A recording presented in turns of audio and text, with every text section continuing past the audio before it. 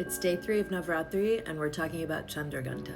Chandraghanta translates to moon bell, and the sound that a bell evokes and the way that a bell can clear the energy of a room is the peace that you're evoking when you are worshiping her or talking about her. So this is an interesting story. So we talked yesterday about Brahmacharini being the unmarried version of Parvati, right? The one that performed penance so that she could be with Shiva again in this lifetime. Ma Chandraghanta is the form that was taken during the wedding procession because Parvati is granted this boon in her form of Brahmacharini to marry Shiva, and they are at the wedding, and Shiva is a mystic, right? He's been sitting on a mountain for thousands of years in meditation. He has locks that are very unkempt. He's smeared with ash. There are snakes all over him. And then in his wedding party, like the wedding procession, it's literally it's ghouls and goblins and ghosts and mystics and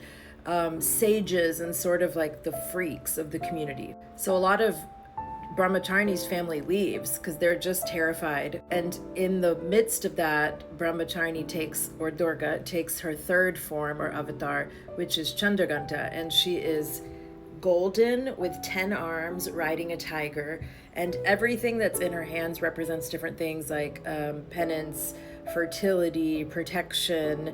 The tiger is meant to symbolize regality and the reverence. But the point of her switching into this was the form of Devi that can endure scary things, can endure horror, but for the sake of her devotees can be very welcoming and powerful. So she's always ready to destroy wickedness, but she herself is very compassionate.